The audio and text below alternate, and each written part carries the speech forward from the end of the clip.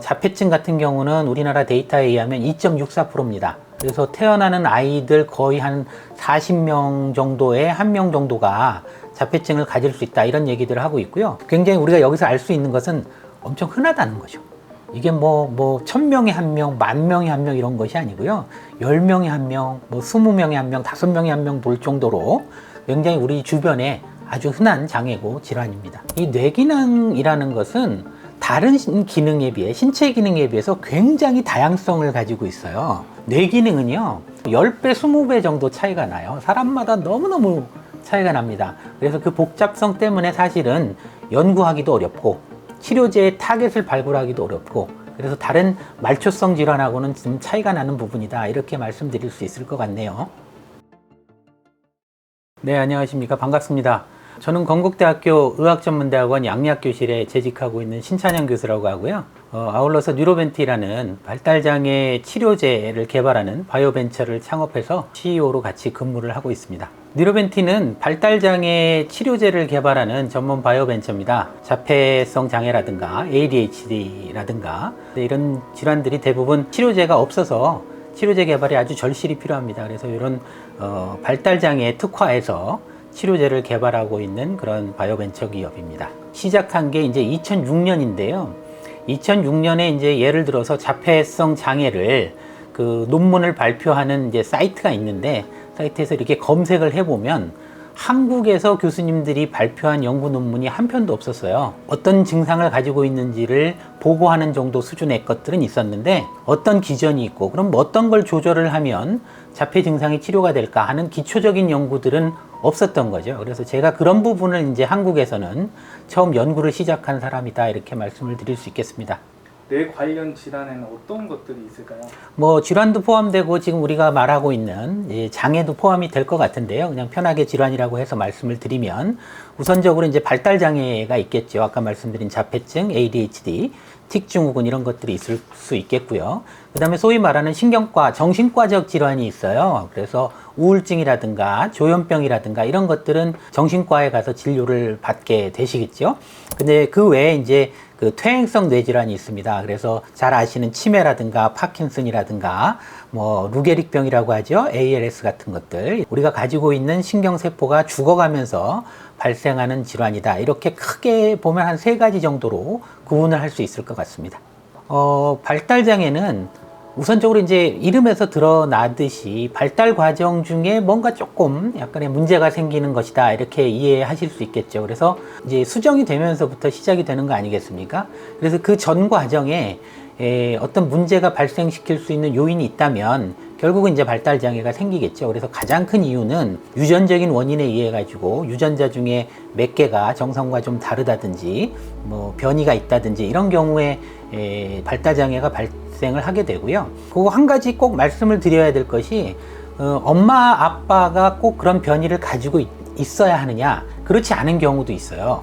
살아가는 과정에서 새롭게 어떤 변이가 이제 아빠의 정자나 엄마의 난자에 이렇게 발생할 수가 있습니다. 그러면 새로 임신이 된 아이가 그런 변이를 가지게 될 확률이 좀 있는 거죠. 그리고 이제 새롭게 생기는 변이라고 말씀을 드릴 수 있습니다. 그 밖에 이제 환경적인 요인도 많이들 연구를 하십니다. 이제 임신 중에 바이러스나 박테리아에 감염이 됐다든지, 환경 오염 물질에 너무 노출이 많이 됐다든지, 임신 중에 흡연이나 음주나 이런 것들에 관한 연구들을 많이 하고 계시죠. 그리고 사회적 인자도 연구를 하시는 분들이 있는데요.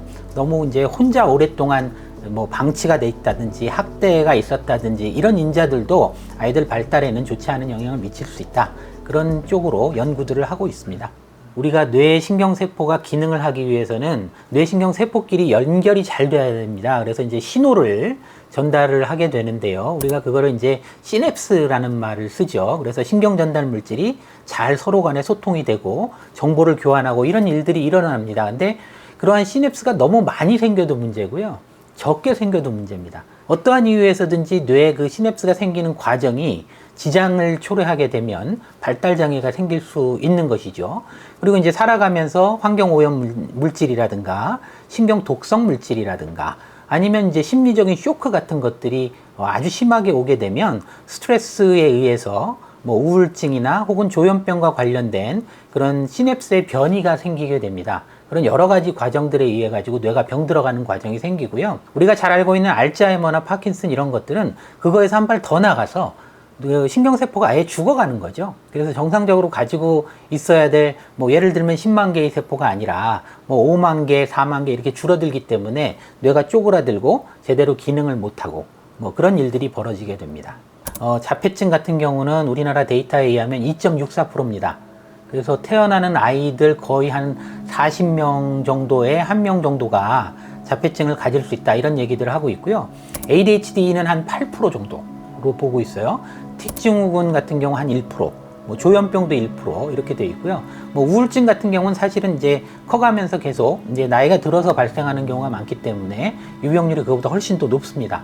알츠하이머 같은 경우는 잘 아시겠지만 이제 나이가 많이 들어서 80세 이후가 되면 거의 한 절반 정도가 알츠하이머에 근접해 있다, 이렇게 볼 수도 있죠. 그래서 유병률은 어떤 장애냐 질환이냐에 따라서 많이 다를 수 있습니다. 굉장히 우리가 여기서 알 수 있는 것은 엄청 흔하다는 거죠.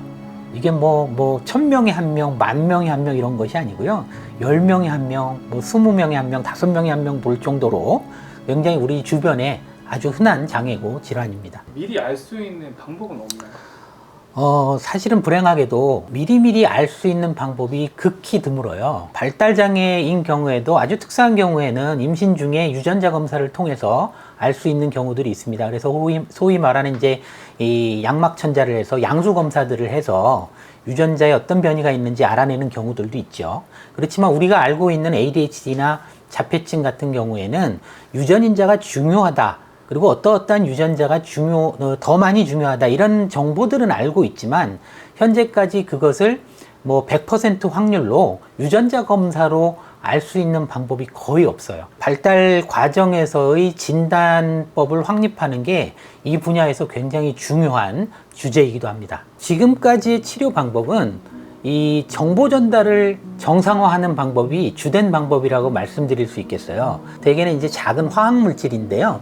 아주 작은 물질도 있고 뭐 아미노산이나 펩타이드 정도 되는 조금은 큰 물질들도 있습니다. 특정 신경 전달 물질이 잘못되어 있다라는 것들이 이제 연구 결과를 통해서 속속 밝혀지고 있어요. 그 모자라는 신경 전달 물질, 신호가 좀 깨져 있는 것들을 회복을 시켜주면 뇌질환이나 뇌신경 장애가 어느 정도 치료가 될 수 있겠죠. 그래서 지금까지의 치료 방법은 뭐가 잘못되어 있는지, 어느 뇌 부위에서 잘못되어 있는지, 그 신경 전달 물질이 어떤 단백질에 붙어서 신경 기능을 매개하는지를 알아내서 잃어버린 신경 기능을 정상화하는 방법. 최근에 이제 연구가 많이 되고 있는 분야는 뭐 신경세포를 살리는 그런 그로스 팩터라는 물질을 주기도 하고요.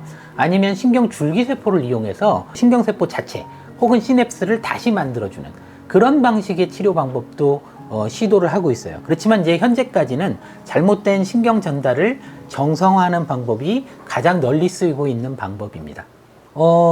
많이 개선이 되죠. 그래서 뭐 잘 아시다시피 우울증이 걸리거나 ADHD가 있을 때 병원에 가서 약 처방을 받고 그 약을 처방을 받으면 우울한 기분이 뭐 한 2주쯤 있으면 개선이 되지 않습니까? 근데 이제 현재까지의 문제점은 뭐 약을 쓸 수는 있지만 그렇지만 이제 부작용도 심하고요. 어떤 경우에는 의존성이 생기기도 하고 어떤 경우는 살이 찌기도 하고 다양한 부작용이 있어요. 그래서 이제 부작용이 없는 약을 만들어야겠다라는 게 첫 번째이고요. 두 번째는 이 약이 안 듣는 분들이 굉장히 많습니다. 그래서 뭐 같은 우울증이고 같은 ADHD인데 약을 처방받았음에도 불구하고 다른 사람은 낫는데 나는 전혀 차도가 없는 거죠. 그런 분들이 뭐 대개의 경우 한 25%에서 30% 정도 돼요. 그래서 반응 안 하시는 분들을 위한 약이 또 필요한 것이고요. 그 발달장애 중에 특히 이제 자폐성 장애 같은 경우는 아예 그냥 약이 없는 거죠. 그래서 우울증이나 뭐 치매나 이런 거는 이제 병원에 가시면 치료약을 이제 증상을 개선시켜주는 약을 처방을 해주시는데요. 자폐성 장애의 경우에는 아직까지 그런 약조차도 없습니다. 그래서 이제 약이 개발이 되면 세계 최초가 되겠죠.